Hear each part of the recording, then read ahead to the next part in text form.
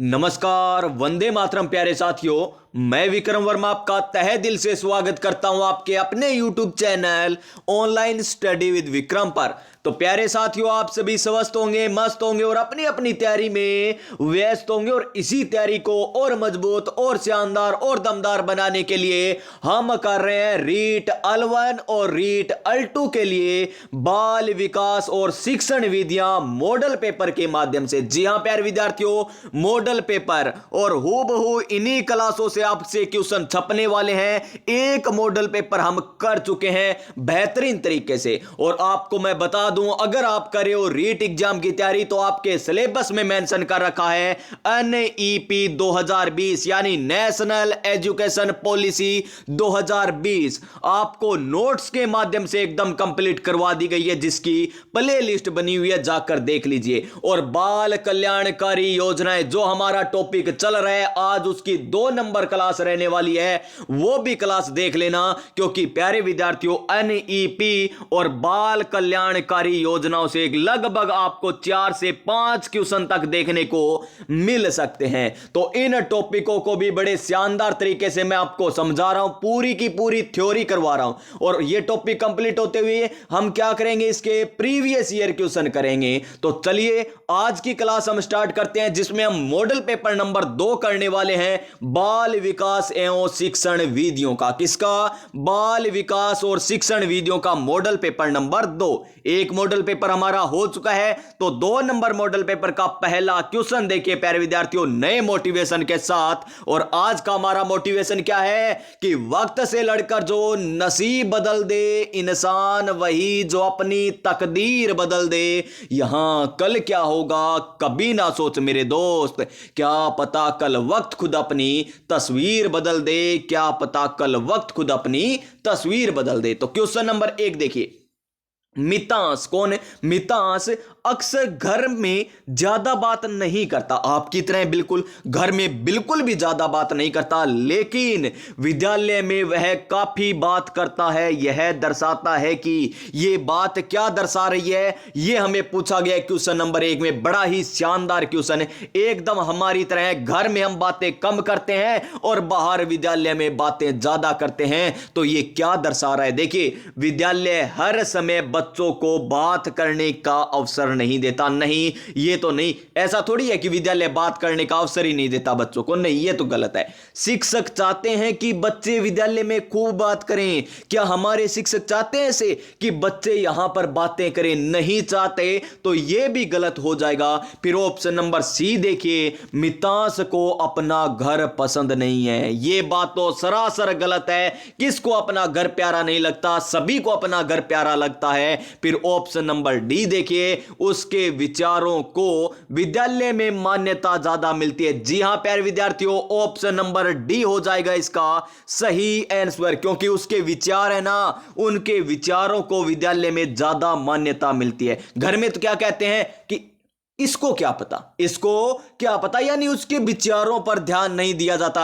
इसको क्या पता, एने की कौन बेरो, आपा देसी भाषा में कहा तो इं कहा, इसको की कौन बेरो यानी एने की कौन बेरो, यानी हमारे घरों पर हमारे विचारों पर क्या नहीं दिया जाता, ध्यान नहीं दिया जाता, या फिर मान्यता नहीं दी जाती। हमें कह दिया जाता है अभी तो टाबर है के जाना है, अभी तो टाबर है के जाना है। तो लेकिन यहां पर देखिए, उसके विचारों को विद्यालय में मान्यता मिलती है, इसी कारण वो विद्यालय में तो ज्यादा बोलता है और घर में कम बोलता है। तो इस क्वेश्चन का राइट आंसर क्या हो जाएगा हमारा? ऑप्शन नंबर डी हो जाएगा। क्या हो जाएगा? Option number D. Question number 2 देखिए, क्या है क्वेश्चन नंबर 2, विद्यालय में लैंगिक भेदभाव से बचने का सर्वोत्तम उपाय है। यानी विद्यालय में जो लैंगिक भेदभाव है उससे बचने का सर्वोत्तम उपाय क्या है, वो हमें बताना है। देखिए, हमें 4 उपाय दे रखे हैं, उनमें से एक उपाय क्या है, सर्वोत्तम है। वही हमें बताना है कि इन उपायों में से सर्वोत्तम उपाय कौन सा है। नंबर 1 ऑप्शन ध्यानपूर्वक पढ़िए, महिला पुरुष शिक्षकों की समान संख्या में वृद्धि हो। नहीं, ये तो ऐसा नहीं कि इससे भेदभाव थोड़ी होगा।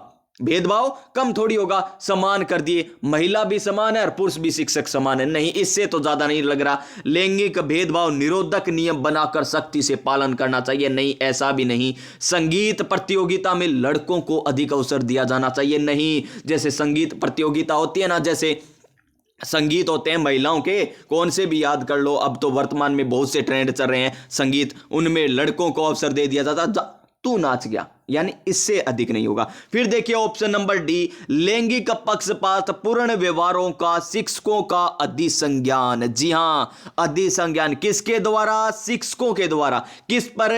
लैंगिक पक्षपात पर। तो ये इंपॉर्टेंट है हमारा, यही सर्वोत्तम उपाय है। ऑप्शन नंबर डी क्या हो जाएगा? ऑप्शन नंबर डी हो जाएगा इसका एकदम सही आंसर। क्वेश्चन नंबर 3 देखिए क्या है हमारा। क्वेश्चन नंबर 3, निम्न में से कौन सा एक बच्चों के, और आपको व्याख्या सहित है ना अलग से करवाई जा रही है, व्याख्या सहित अगर आप करना चाहते हो ना, अलग से प्ले लिस्ट बनी हुई है, वहां पर आप व्याख्या सहित भी देख सकते हो। और आपको राजस्थान जीके भी करवाया जा रहा है, राजस्थान जीके भी करवाया जा रहा है। इसके अलावा आपको हिंदी का जो मॉडल पेपर है वही भी आपको मिलने वाले हैं, हिंदी के मॉडल पेपर। ईवीएस के भी आपको मिल सकते हैं जल्द ही प्यारे विद्यार्थियों, अगर टाइम बचा तो हमारे पास। तो देखिए खुद प्यारे विद्यार्थियों मैं भी पढ़ रहा हूं यहां पर, इसके अलावा आपको क्लासें मिल रही है, तो ये इंपॉर्टेंट बात है कि मैं आपके लिए क्लासें लेकर आ रहा हूं मॉडल पेपर वाली। नेक्स्ट देखिए, निम्न में से कौन सा एक बच्चों के संवेगात्मक विकास के लिए सर्वाधिक उपयुक्त है? सर्वाधिक उपयुक्त कौन सी है? किसके लिए? संवेगात्मक विकास के लिए। कौन से विकास की बात हो रही है यहां पर? संवेगात्मक विकास की बात हो रही है। किसकी? बच्चों के। किसके विकास के? बच्चों के संवेगात्मक विकास के सर्वाधिक उपयुक्त हमें बताना है। ऑप्शन नंबर ए को ध्यानपूर्वक पढ़िए, कक्षा कक्ष का प्रजातांत्रिक प्रवेश। क्या? कक्षा कक्ष का किस प्रकार प्रवेश होना चाहिए?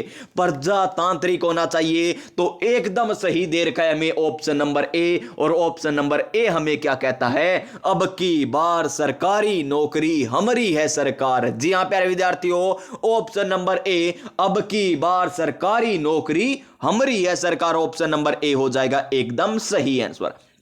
और भी ऑप्शन देख लीजिए। देखिए, अध्यापकों की कोई सहभागिता नहीं, इस प्रकार किस प्रकार होगा यहां पर संवेगात्मक विकास? अध्यापकों की कोई भूमिका नहीं निभा रहे हैं यहां पर। कक्षा कक्ष में नियंत्रित प्रवेश, नियंत्रित नहीं होना चाहिए कक्षा कक्ष से। फिर देखिए, कक्षा कक्ष का अधिकारवादी, अधिकार वाला भी नहीं होना चाहिए कि एक मॉनिटर बना दिया उसी का अधिकार है, एक टीचर को सौंप दी ये क्लास उसी का अधिकार रहेगा, बच्चों की कुछ क्रिया नहीं होगी उसमें भी नहीं होगा। यानी बाकी सभी ऑप्शन हमें क्या दे रखे? गलत है, केवल हमें ऑप्शन नंबर ए सही दे रखा है। फिर देखिए क्वेश्चन नंबर 4 हमें क्या दे रखा है कि बच्चे के समाजीकरण में परिवार की भूमिका होती है। किस प्रकार की भूमिका होती है?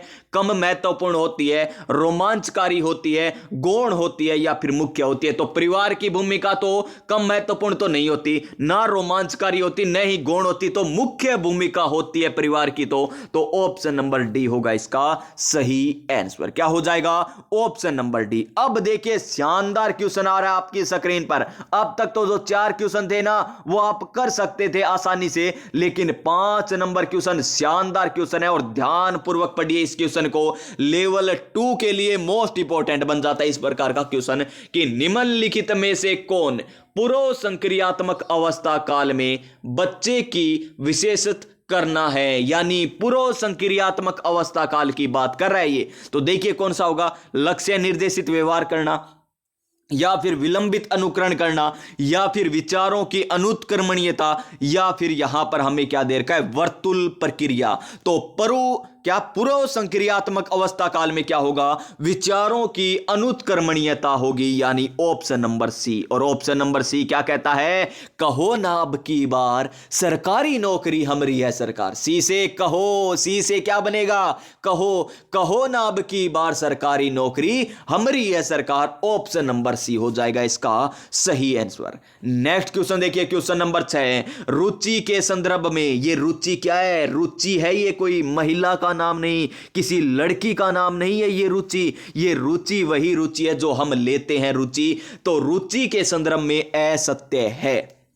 इंपॉर्टेंट क्वेश्चन, क्योंकि अच्छे लेवल का क्वेश्चन बन सकता है इस प्रकार। असत्य कथन हमें बताना है। ऑप्शन नंबर 1 देखिए, यह एक अभिप्रेरक शक्ति है। जी हां, अभिप्रेरक शक्ति है। ठीक है, अभिप्रेरक है, एकदम सही है ये तो। फिर देखिए, यह व्यक्तिगत विभेद का पालन करती है। जी हां, व्यक्तिगत विभेद अलग अलग हो सकती है, अलग अलग व्यक्तियों में रुचियां, तो ये भी बिल्कुल सही है। सभी बालक इसके कारण अलग अलग कार्य करते हैं। जी हां, बिल्कुल सही है, अलग अलग कार्य करते हैं ना। मेरी रुचि मान लीजिए पढ़ाने में है तो मैं पढ़ाने का कार्य कर रहा हूं, किसी की रुचि खेलने में है तो वो खेलने का कार्य कर रहा है, किसी की रुचि डॉक्टरी में है यानी वो डॉक्टरी कर रहा है, किसी की रुचि प्यारे विद्यार्थियों किसी और में है तो वो उस कार्य को कर रहा है। तो अलग अलग हो गई। यह अव्यक्ति होती है। अव्यक्ति कैसे होगी? ये तो व्यक्तिक होती है, अव्यक्तिक नहीं, यानी ये हमें गलत दे रखा है ऑप्शन नंबर डी। तो असत्य कौन सा हो जाएगा हमारा? ऑप्शन नंबर डी हो जाएगा। कौन सा हो जाएगा? Option number D. Next question, question number 7 देखिए। अच्छा क्वेश्चन कह दीजिए इस क्वेश्चन को भी। सभी अच्छे क्वेश्चन है लेकिन कुछ अच्छे क्वेश्चन से भी अच्छे होते हैं, वे क्वेश्चन है ये देखिए। एक व्यक्ति जो जम्मू कश्मीर प्रदेश का निवासी है, ठीक है जी, जम्मू कश्मीर का निवासी है, विभिन्न आयामों यथा व्यवहार, चिंतन शक्ति, शरीर और स्वास्थ्य आदि में विभिन्नता प्रदर्शित करता है। ठीक है जी, अलग विभिन्नता है, उसके शरीर की भी अलग है, चिंतन अलग है, उसका व्यवहार भी अलग है, यानी जितनी भी विभिन्नता होती है ना, स्वास्थ्य में भी अलग होगा। तो यह निम्न में से किस प्रभाव को दर्शाता है? आसान सा क्वेश्चन बन गया।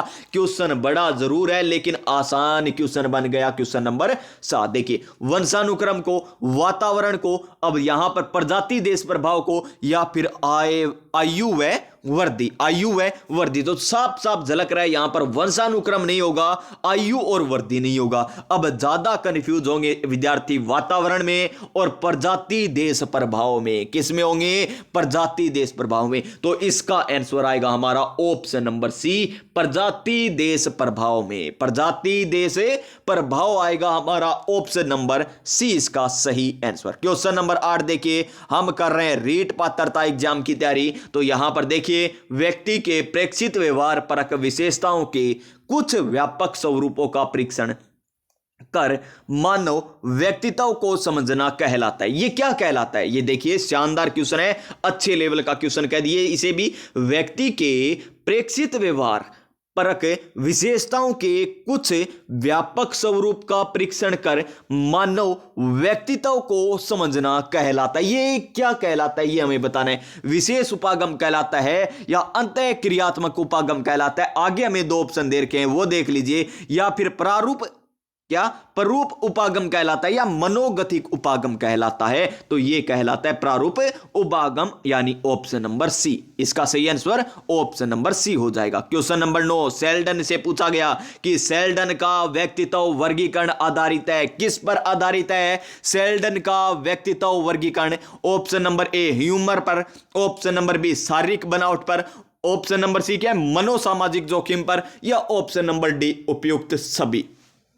तो देखिए, व्यक्तित्व वर्गीकरण किस पर आधारित है? शारीरिक बनावट पर आधारित है। किसका? सेल्डन का। किस प्रकार याद रख सकते हो? से सेल्डन, से शारीरिक बनावट पर, से शारीरिक बनावट पर किसका? सेल्डन का व्यक्तित्व वर्गीकरण आधारित है। ऑप्शन नंबर बी हो जाएगा। नेक्स्ट क्वेश्चन देखिए, हमारा 10 नंबर क्वेश्चन क्या है? विशेषज्ञ क्या है? ये क्या है? विशेषज्ञ क्या है? ये देखिए, समय की विमा पर अपेक्षाकृत स्थिर होते हैं, विभिन्न स्थितियों में विशेषज्ञों में सामान्य संगति होती है, इनका संयोजन व्यक्ति दर व्यक्ति बदलता है। ठीक है, इसका संयोजन क्या है? व्यक्ति दर व्यक्ति बदलता है, या फिर उपयुक्त सभी। तो इसका सही आंसर हमारा ऑप्शन नंबर डी उपयुक्त सभी हो जाएगा। क्या हो जाएगा?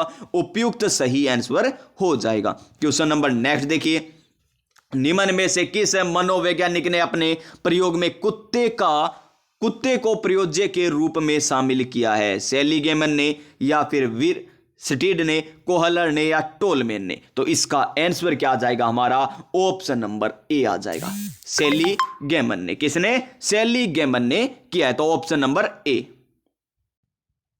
नेक्स्ट क्वेश्चन देखिए, हमारा क्वेश्चन नंबर 12। और क्या है क्वेश्चन नंबर 12? देखिए कि एक बच्चा क्या है, एक बच्चा काले कपड़े पहने वह बड़ी मूंछों वाले व्यक्ति से डरता है। ठीक है, काले कपड़े पहने हुए कोई व्यक्ति है और बड़ी मूंछों वाला है, उससे एक बच्चा डरता है।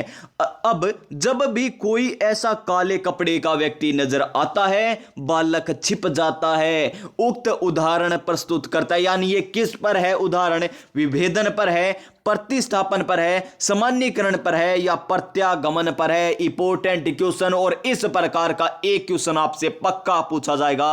तो यह उदाहरण है सामान्यीकरण पर। किस पर है, सामान्यीकरण का उदाहरण है। क्योंकि बालक देखिए, पहले जो जिस व्यक्ति को देख लिया बड़ी मूंछों वाले और काले कपड़े, उससे वो डरता है। जैसे ही वो काले कपड़े वाले व्यक्ति को देखता है तो बालक छिप जाता है डरते हुए। तो यह उदाहरण किसका हो जाएगा, सामान्यीकरण का उदाहरण हो जाएगा। क्वेश्चन नंबर 13 क्या है, चिंतन से पूछा गया क्वेश्चन है कि चिंतन के स्वरूप के संबंध में कौन सा कथन सही है। चिंतन के स्वरूप में कौन सा कथन सही है, यह हमें बताना है। यह आंतरिक मानसिक प्रक्रिया है, यह आंतरिक मानसिक प्रक्रिया है। ठीक है जी, ये तो बात बिल्कुल सही है।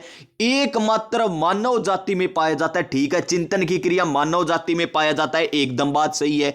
वातावरण से प्राप्त सूचनाओं का विश्लेषण किया जाता है। ठीक है, विश्लेषण कर रहा है यानी चिंतन कर रहा है। फिर देखिए, उपयुक्त सभी कथन सत्य है, एकदम सही है, सभी के सभी सत्य देर के हैं। तो ऑप्शन नंबर डी आ जाएगा इसका राइट आंसर। हमें क्या करना है नेक्स्ट, हमें करना है प्यारे साथियों सुम्मिलित। अच्छे लेवल का क्वेश्चन देखिए, हमें क्या करना है, सुम्मिलित करना है। चिंतन के हमें विभिन्न तरीके दे रखे हैं, किसके अनुसार, डी बोनो सिद्धांत के अनुसार। एक तरफ तो रंग दे रखा है, एक तरफ अभिप्राय दे रखे हैं। कौन सा अभिप्राय होगा यह हमें बताना है। नंबर 1 पर देखिए, सफेद टॉप, क्या सफेद टॉप सूचनाओं का आंकलन है या संवेगों का संकलन है या फिर निर्णय अवतरक है या फिर सर्जन विकल्प है। तो सफेद रंग किसका है, हमारा एकदम सही है, सूचनाओं का संकलन बिल्कुल सही है। फिर लाल टॉप किसका है, संवेगों का संकलन है या निर्णय तरक है या फिर सर्जन विकल्प है। तो यह हो जाएगा संवेगों का संकलन।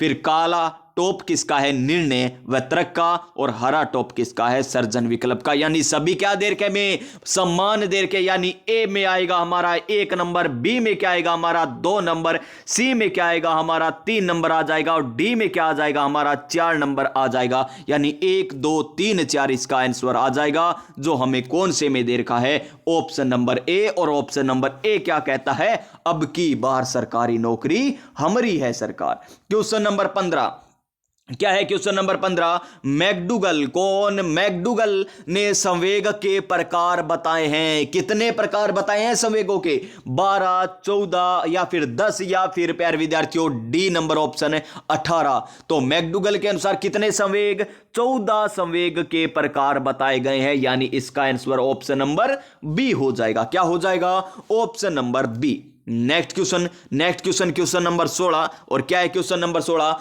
अधिगम अक्षमता, अधिगम अक्षमता पद का सर्वप्रथम प्रयोग किसने किया था। यानी जो अधिगम अक्षमता है ना, उस पद का सर्वप्रथम प्रयोग करने वाला मनोवैज्ञानिक कौन था। क्या फेडरल था या सैमुअल क्रिक था या जॉनसन स्टुअर्ट था या फिर जे आप फ्रेडरिक था। तो इसका आंसर हमारा वही जो ऑप्शन नंबर बी दे रखा है। क्या है हो जाएगा इसका भी आंसर, ऑप्शन नंबर बी हो जाएगा। सैमुअल क्रिक के द्वारा अधिगम अक्षमता पद का क्या किया गया था, सर्वप्रथम प्रयोग किया गया था। उसके बाद देखिए, निम्न में से कौन सा युग्म असुम्मिलित है। यानी इनमें से हमें क्या बताना है, असुम्मिलित बताना है। तो देख लीजिए असुम्मिलित कौन सा है, डिसलेक्सिया, डिसलेक्सिया पठन विकार बिल्कुल सही है, पठन विकार से होता है। डिसग्राफिया श्रवण विकार गलत दे रखा है। डिसग्राफिया किससे संबंधित होता है प्यारे विद्यार्थियों, लिखने से होता है। तो यहां पर श्रवण विकार दे रखा है, जो क्या है गलत है।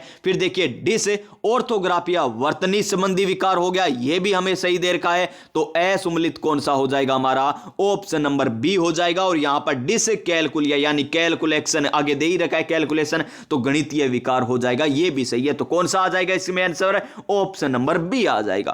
क्वेश्चन नंबर 18 क्या है कि निम्न में से प्रतिभावान बालक, जिस प्रकार आप है, आप पे लीजिए, ये प्रतिभावान बालक कौन है, हम अपने आप हैं, को किसी समय में रखा जाता है। तो हम क्या कर सकते हैं, देखिए खेल कूद व शारीरिक क्रिया प्रधान, जी हां खेल कूद शारीरिक क्रिया में प्रधान है, हम खेल भी सकते हैं, शारीरिक भी हम मजबूत हैं। वैज्ञानिक आविष्कार व अन्वेषण, हाँ आविष्कार कर सकते हैं हम, किसी का करें कर सकते हैं। संगीत व अभिनय प्रेरक, हाँ संगीत भी हम गा सकते हैं, कौन सा भी गुआ लो, पंजाबी हो चाहे हरियाणवी हो चाहे हिंदी हो, कौन से भी हो हम गा सकते हैं। यानी उपयुक्त सभी, ऑप्शन नंबर डी। ये क्या है, प्रतिभावान बालक की विशेषताएं, यानी किस समय में रखा जा सकता है वो हमने बता दिया। क्वेश्चन नंबर 19, निम्न में से बालकों के शैक्षिक पिछड़ेपन को दूर करने का उपाय हो सकता है। किस प्रकार हम शैक्षिक पिछड़ेपन को दूर कर सकते हैं? विशेष विद्यालय व कक्षा कक्ष की स्थापना करके, ठीक है जी। कोई पिछड़ापन से बालक आया है, उसके विशेष विद्यालय और कक्षा कक्ष की स्थापना कर दी, ठीक है जी। व्यक्तिगत विभिन्नता आधारित शिक्षण, ठीक है जी। विशिष्ट पाठ्यक्रम व शिक्षण विधियों का उपयोग करके, बिल्कुल सही है जी। यानी उपयुक्त सभी, ऑप्शन नंबर डी। देखिए कुछ मॉडल पेपर हमारे इजी रहेंगे, शुरू के लगभग 3 या 4 मॉडल पेपर में क्वेश्चन आसान से मॉडरेट रहेंगे, उसके बाद मॉडरेट से थोड़े हाई लेवल के भी क्वेश्चन आपको देखने को मिलेंगे। धीरे धीरे रे मना धीरे सब कुछ होए, माली सिंचे सोगड़ा ऋतु आए फल होए। जी हाँ प्यारे विद्यार्थियों, हम धीरे धीरे चलेंगे, 10 के 10 मॉडल पेपर करेंगे। इसी प्रकार 10 के 10 मॉडल पेपर हिंदी के भी करने वाले हैं, और अन्य ईपी और बाल कल्याणकारी योजनाएं आपको मैं करवा रहा हूं, और कल हमारी बाल कल्याणकारी योजनाएं भी पूरी हो जाएगी। तो बड़े अच्छे की बात है ये तो हमारे लिए। फिर देखिए, संवेगात्मक रूप से अशांत बालक, कोई अशांत बालक है कि पहचान करने में सहायक हो सकता है। देखिए सारी विशेषता आ रही है। देखिए एक क्वेश्चन में आपको पूरा का पूरा अशांत बालक की जितनी भी विशेषता है सारी मिल रही है आपको। ऊपर हमने क्या देखा था, प्रतिभावान बालक देखा था, उसकी विशेषता बता दी। यानी धीरे धीरे हम पूरे पाठ्यक्रम को ही पूरा कर रहे हैं, ऐसे नहीं क्वेश्चन करें, पाठ्यक्रम को ही पूरा करें। बाद में लास्ट दिनों में हम सिद्धांत पढ़ेंगे ताकि हमें सिद्धांत लास्ट समय में याद रहे। ये तो हम कर देंगे क्वेश्चन, सिद्धांत लास्ट समय में और पढ़ेंगे ना मात्र 5 या 6 दिनों में, तो और याद हो जाएंगे। इस प्रकार हम पढ़ने वाले हैं। देखिए बालक का आक्रामक व्यवहार, अशांत बालक का ऐसा है क्या, बालक आक्रामक होगा क्या, ठीक है जी। बालक का प्रत्याहार प्रवृत्ति, ठीक है जी। बालक में अत्यधिक क्रियाशीलता, ठीक है जी। उपयुक्त सभी हो जाएगा, option number D answer. Next question हमारा क्या है, क्वेश्चन नंबर 21 देखिए क्या है। क्वेश्चन नंबर 21 कह रहा है कि निम्न में से सीखने के प्रतिफल, यानी सीखने के प्रतिफल की आवश्यकता किस विकल्प में सही प्रदर्शित की गई। यानी सीखने की प्रतिफल है वो कौन सी ऑप्शन में आपको दिखाई दे रही है। आयु अनुरूप गुणवत्ता युक्त शिक्षा की व्यवस्था, ठीक है जी। ये हो सकता है, आगे देखते हैं, एक बार हमें बताना है, सबसे उपयुक्त बताना है। विद्यालय स्तर की भौतिक स्थिति की जांच, ये तो नहीं है।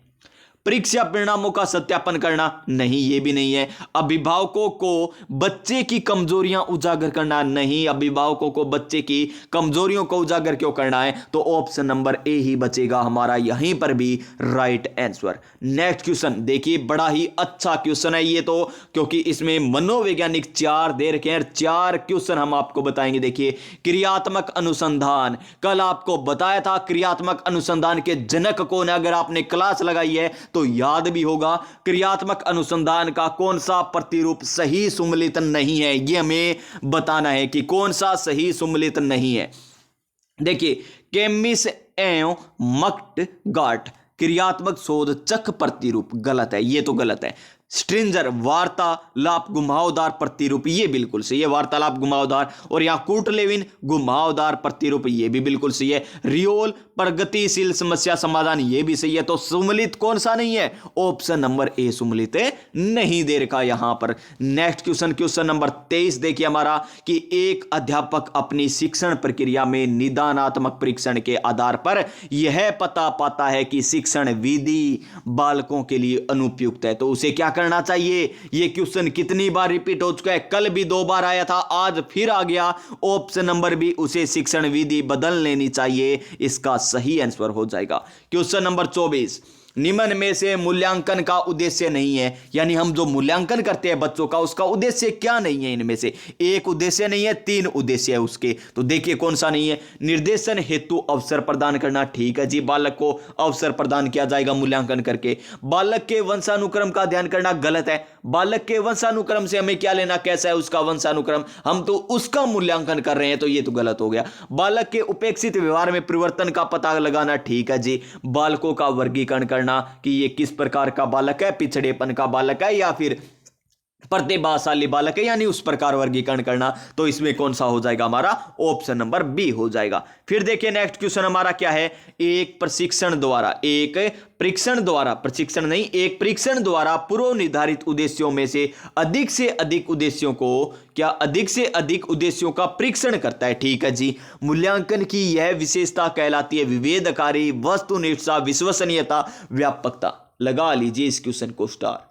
पूछा जाएगा इसी प्रकार क्वेश्चन है तो वो क्या कहलाती है? वो व्यापकता कहलाती है। देखिए एक में ही देखिए निर्धारित उद्देश्यों में अधिक से अधिक उद्देश्यों का परीक्षण करता है तो वो क्या हो जाएगी? व्यापकता हो जाएगी। Option number D. व्यापकता, वस्तुनिष्ठता, विश्वसनीयता, विवेदकारी से आपको एक क्वेश्चन जरूर मिलेगा आपके एग्जाम में। फिर देखिए नेक्स्ट क्वेश्चन हमारा 26 नंबर क्वेश्चन जो मैंने आपको करवा दिया ना ये एनईपी। तो देखिए राष्ट्रीय शिक्षा नीति 2020 मस्तिष्क विकास एवं अधिगम के लिए सिद्धांत के आधार पर स्कूल शिक्षा को कितने स्तरों में विभाजित किया गया है? कितने स्तरों में विभाजित किया गया है मेरे प्यारे साथियों? 4। कौन कौन से? 5+3+3+4। और ये आपको बताया था फाउंडेशन स्टेज, प्रीपरेटरी स्टेज, माध्यमिक स्तर, ये आपको स्टेज भी बताई थी, आयु भी बताई थी। इसमें 3 से लेकर 8 वर्ष तक रहेंगे बच्चे। इसमें आगे 8 से कहां तक हो जाएंगे? 11 वर्ष से, फिर 11 से 14।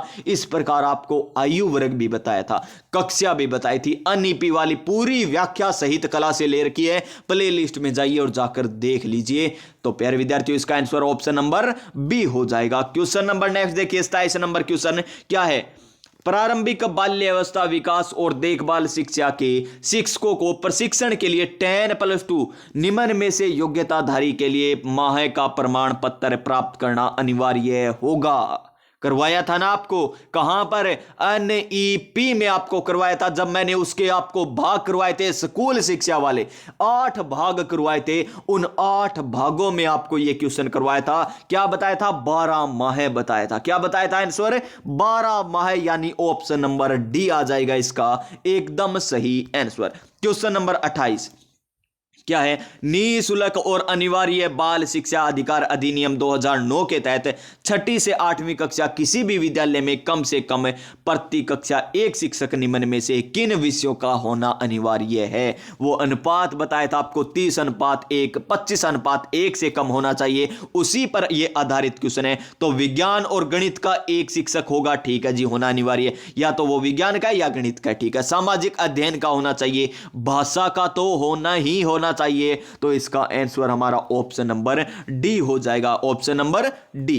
क्वेश्चन नंबर 29 ये लीजिए, ये हम आज करने वाले हैं प्यारे विद्यार्थियों, ये आज हम करने वाले हैं क्योंकि आपको टॉपिक चल रहा है कौन सा? बाल कल्याणकारी योजना। उसमें आज हम क्या पढ़ेंगे? राज्य में स्थापित विद्यालय, सभी विद्यालय पढ़ेंगे। इंग्लिश मीडियम वाले भी पढ़ेंगे, महात्मा गांधी, विवेकानंद पढ़ेंगे, और हम कस्तूरबा गांधी पढ़ेंगे, और हम आवासीय जो विद्यालय उनकी बारे में बात आज करने वाले हैं। तो आज वाली क्लास जरूर देख लेना कि नवीन शिक्षा नीति मूलक एवं समावेशी शिक्षा के लिए निम्न में से कौन सा प्रावधान करती है? जेंडर समावेशी निधि का गठन करती है, या फिर हमें दे रखा है जवाहर नवोदय विद्यालय की तर्ज पर निःशुल्क छात्रावास निर्माण, कस्तूरबा गांधी बालिका छात्रावास को ग्रेड 12 तक उन्नयन, या उपयुक्त सभी। तो उपयुक्त सभी होगा इस क्वेश्चन का सही आंसर। क्या हो जाएगा? उपयुक्त सभी। और ये आज हम पढ़ने वाले हैं कि महात्मा गांधी बालिका यानी कस्तूरबा गांधी है ना, ये कस्तूरबा गांधी वाले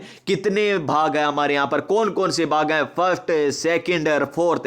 थर्ड भाग नहीं है। तो थर्ड भाग में है क्या? सब बातें करने वाले आज की क्लास में। नेक्स्ट देखिए आज का हमारा अंतिम क्वेश्चन है यहां पर शिक्षा मनोविज्ञान का। तो क्या है? नवीन शिक्षा नीति प्रत्येक शिक्षक से यह अपेक्षा करती है कि वे स्वयं के व्यावसायिक विकास के लिए स्वेच्छा से प्रत्येक वर्ष में लगभग इतने घंटे सतत व्यावसायिक विकास यानी सीपीडी में भाग लें। कितने घंटे? क्या 40 घंटे, 50 घंटे, या 80 घंटे, या फिर 20 घंटे? तो इसका आंसर हमारा ऑप्शन नंबर बी 50 घंटे आ जाएगा। क्या आ जाएगा?